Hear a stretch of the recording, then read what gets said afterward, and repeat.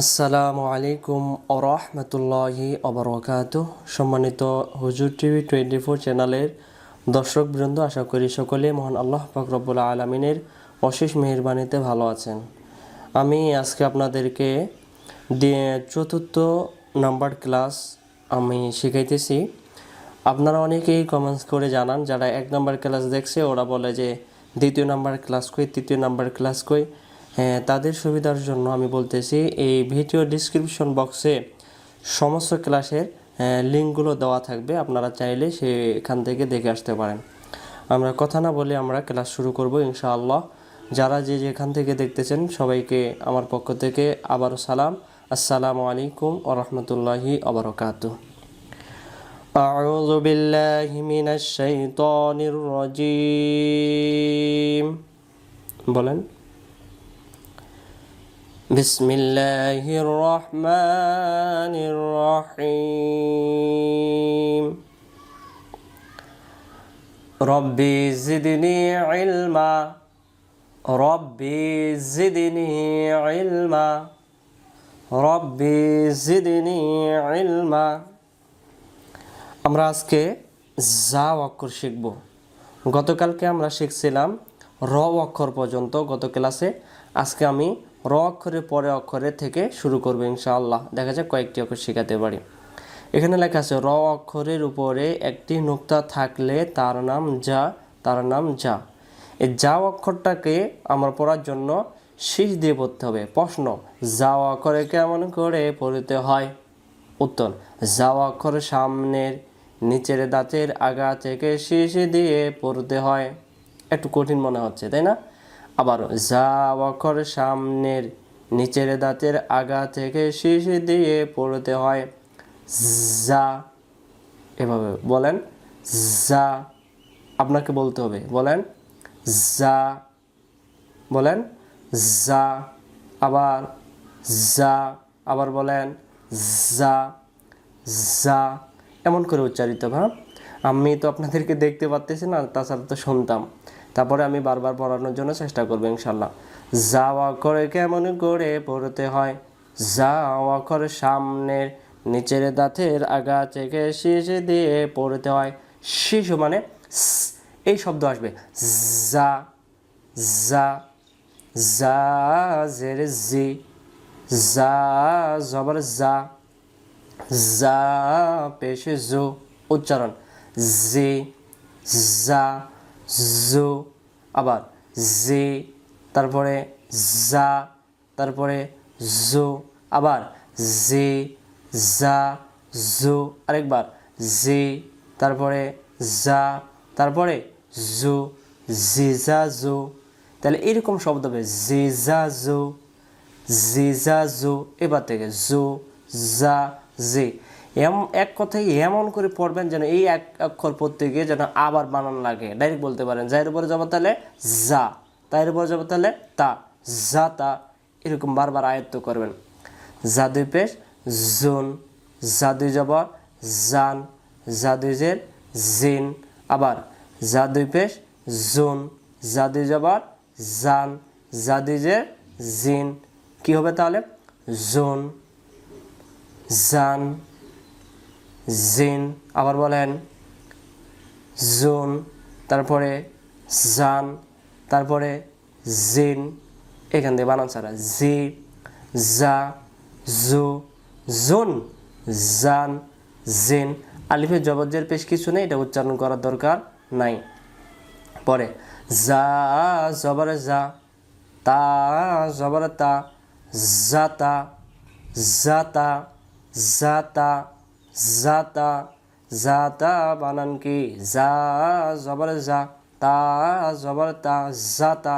পরে যা জের জি, র পেশ রু, জি, রু, জি, রু, জিরু, জাতা, জিরু। এই যে দেখেন, এটা র আর এটা হলো যা। যা অক্ষরে নোক্তা আছে আর র অক্ষরে নোক্তা নাই। দেখতে একই রকম, নোক্তা নাই আর নোক্তা আছে। তাহলে নোক্তা না থাকলে র, আর নোক্তা থাকলে যা।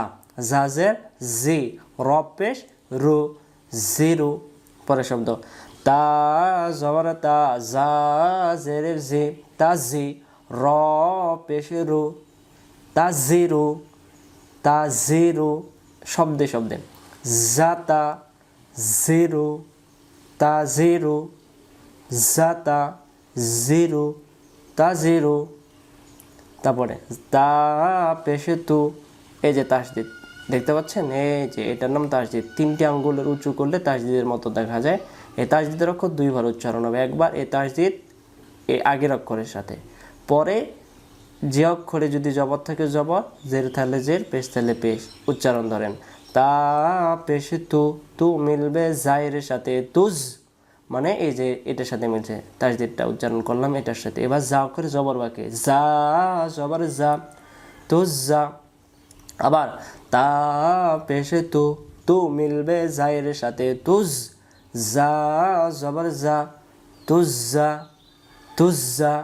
যদি তাই জের থাকতো তাহলে কেমন হইতো, তা জের তি, তি মিলবে জায়ের সাথে, তিজ, যা জবর যা, তিজ যা।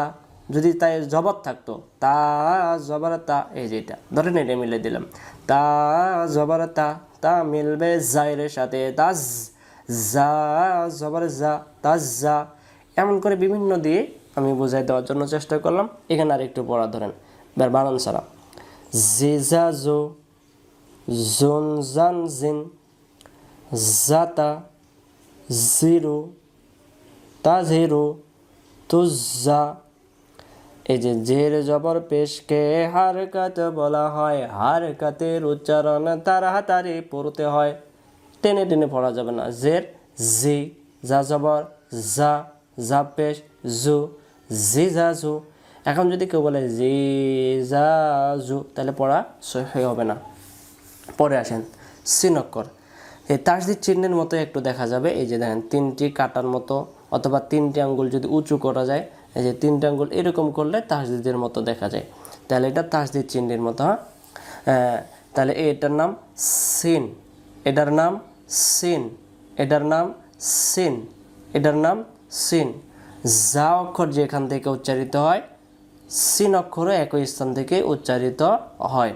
এখানে উত্তর লেখা আছে, সিন অক্ষরে কেমন করে পড়তে হয়, সিন অক্ষর সামনের, না সিন অক্ষর সামনের নিচের দাঁতের আগা থেকে শিশি দিয়ে পড়তে হয়। সিন এমন শব্দ হবে, সিন, সিন, সিন, উচ্চারণ সিন জবর সা, সিন পেশ সু, সিন জের সি। আবার সিন জবর সা, সিন পেশ সু, সিন জের সি, শব্দে শব্দে, সা, সু, সি। আবার সা পরে সু, পরে সি, আরেকবার সা, তারপর সু, তারপরে সি। এবার থেকে সি, সু, সা, সা, সু, সি। অর্থাৎ এক কথায় সিনের উপর জবর তাহলে সা বলে দেবেন, সিনের উপরে পেশ তাহলে সু, পরে সিনের নিচে যেতে হলে সি, তাহলে সা, সু, সি। আসলে বানান করে পড়া একটু কঠিন। আমি ছোট্ট একটা গল্প বলি। তো এক বাচ্চা তার আব্বারে বলতেছে যে আব্বা আব্বা ক্লাস 1-এর পড়া কঠিন আছে। তখন আব্বা বলতেছে কেন কেন, এখন ছেলে এখন উত্তর দিতেছে, আব্বা আব্বা ক্লাস 1-এর পড়া বানান করে পড়তে হয়, এই জন্য কঠিন লাগে, আর ক্লাস 10-এ উঠলে তখন বানান আর করা লাগতো না। এই জন্য আপনারা একটু ক্লাস 1-এ 2-এ আসেন, তো এই জন্য একটু বানান কঠিন হবে। যখন আপনারা কনসেপ্ট পড়তে পারবেন এত কঠিন লাগতো না। ইনশাআল্লাহ আমি আপনাদেরকে শেষ পর্যন্ত থাকবো, যতক্ষণ পর্যন্ত আপনাদের কমেন্টস বক্সে আমি শুনতে পারবো না যে হ্যাঁ আলহামদুলিল্লাহ আমি পড়া শিখছি, ততক্ষণ পর্যন্ত আমি চালিয়ে যাব। এবার সিন্ধি জবর সান, সিন্ধিজের সিন, সিন্ধি পেশ সুন, সান, সিন, সুন। আবার সান, সিন, সুন। এখান থেকে সা, সু, সি, সান, সিন, সুন। পরে সিন জবর সা, তা পেশ তু, সাতু।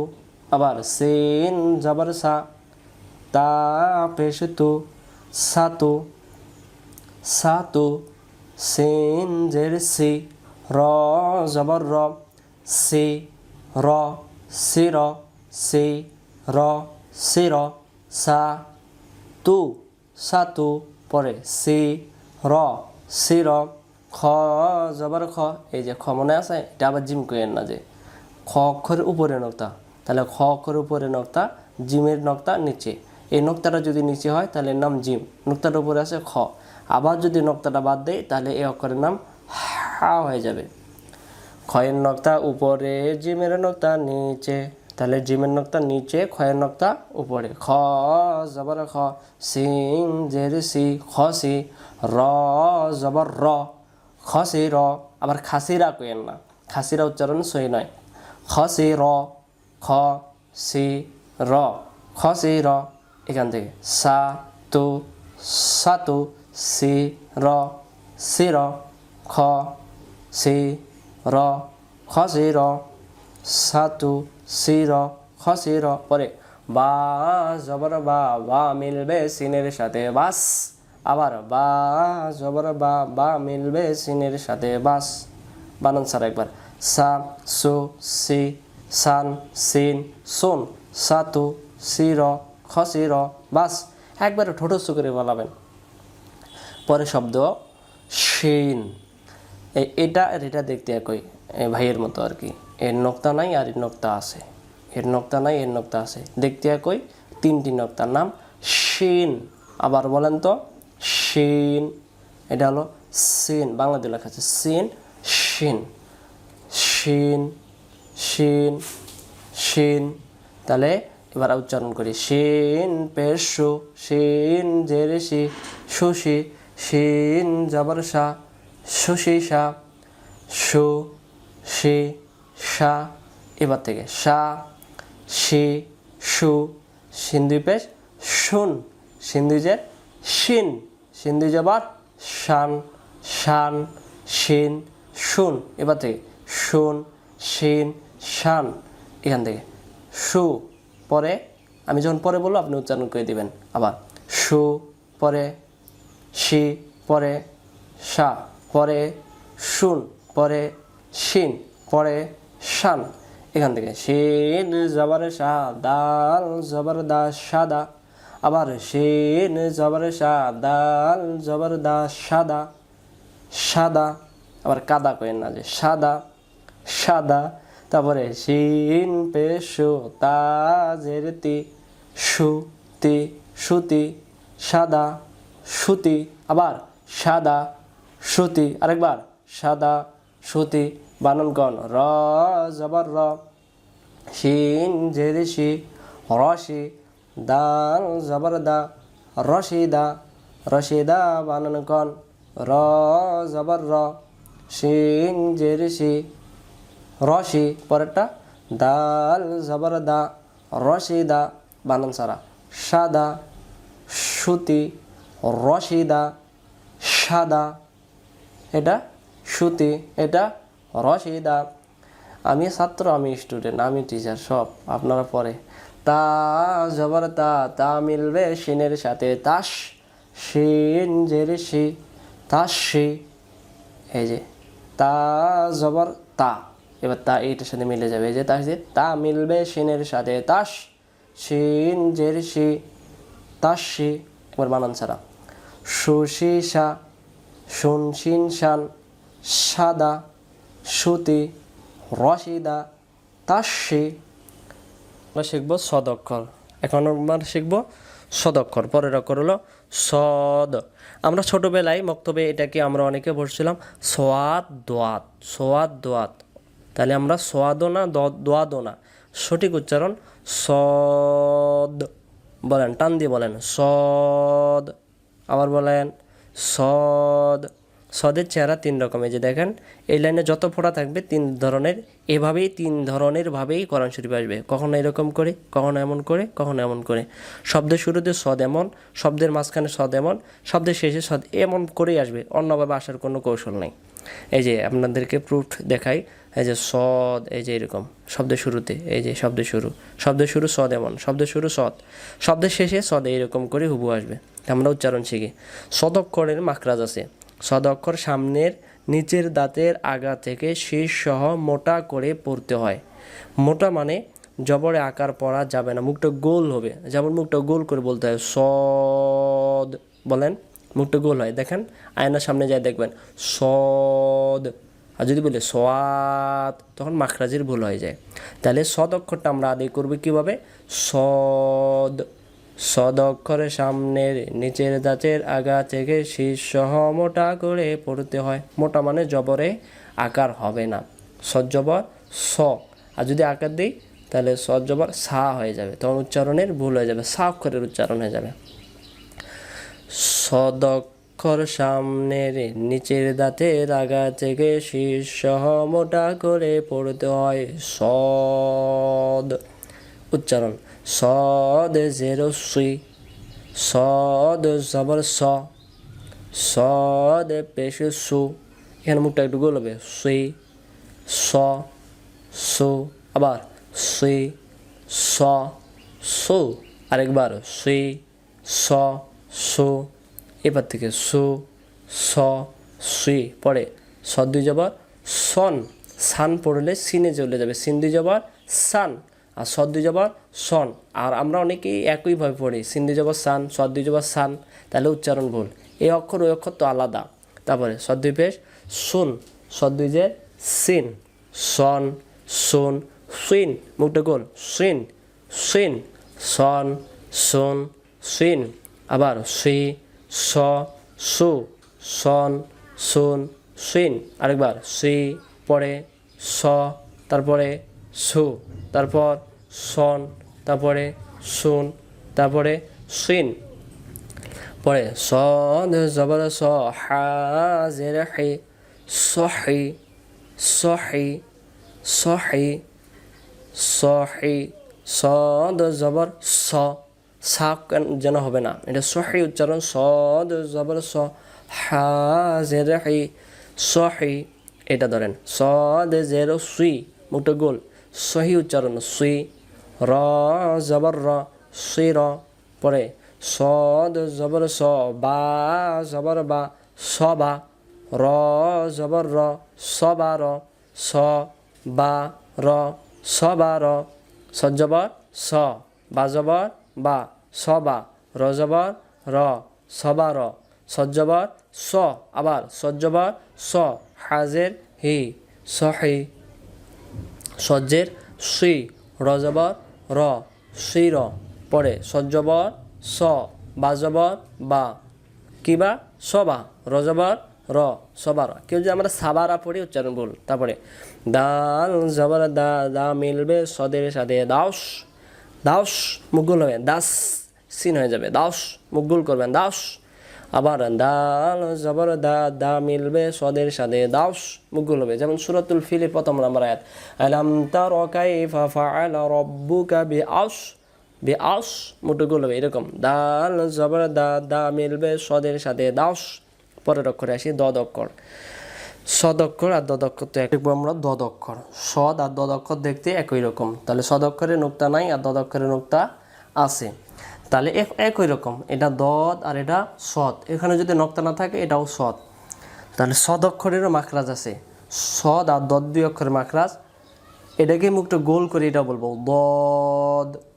আবার বলেন দদ, সদ, পরেরটা দদ, এটা সদ, আর এটা দদ। এবার আমরা উচ্চারণ চলে যাব। তার একটু দেখি মাখরাজটা। দদ অক্ষর মারির দাঁতের গোড়া থেকে মোটা করে পড়তে হয়। মোটা মানে গোল হবে, দদ। মারির দাঁতের দাঁতটা একটু চলে যাবে ডানে বামে যেখানে ইচ্ছা আপনার, দদ। আবার বলেন উচ্চারণ এবার, দদ পেশ দু, দজ্জের দুই, দজ্জবর দ, দু দুই দ। আবার দু দুই দ। পরে চলে আসেন, দদ দুই জের দিন, দদ দুই জবর দন, দদ দুই পেশ দুন, দিন, তারপরে দন, তারপরে দুন। আবার দুন, এটা দন, এটা দিন, তারপরে দ দুই দু। এবার থেকে এবার দু, তারপরে দুই, তারপরে দ, দিন, দন দুন পরে শব্দ দত পেশ দু রজের রি দুরি আবার দত পেশ দু রজের রি দুরি দত জবর দ শিন জবর সা দশা দশা দত জবর দ শিন জবর সা দশা এটা হা জবর হা দজ্জের দুই হাউদি র জবর র হাউদি র আবার হা জবর হা দজ্জের দুই হাউদি র জবর র হাউদি র এবার আসেন হামজা হা জবর আ মিলবে দদের সাথে আদ জবর দ আদ এটা আর এটা হামজা জবর আ এই যে তাহজিদ এটার সাথে যাচ্ছে আ মিলবে দদের সাথে আদ দদ জবর দ আদ বানান ছাড়া দু দুই দ দুইন দন তারপরে দুন পরে দু পরে রি দুরি দ সা দশা হা দুই র হাউদি র হামজা জবর আ মিলবে দদের সাথে আদ দদ জবর দ আদ দুদি দ দুইন দন দুন দুরি দশা হাউদি র আদ আজকে পর্যন্তই আজকে আর ভিডিও বাড়াইলাম না ভিডিওটি ভালো লাগলে আমাদের সাথে থাকবেন আর আমাদের চ্যানেলটাকে সাবস্ক্রাইব করে সঙ্গে থাকবেন ইনশাআল্লাহ আসসালামু আলাইকুম ওয়া রাহমাতুল্লাহি ওয়া বারাকাতুহু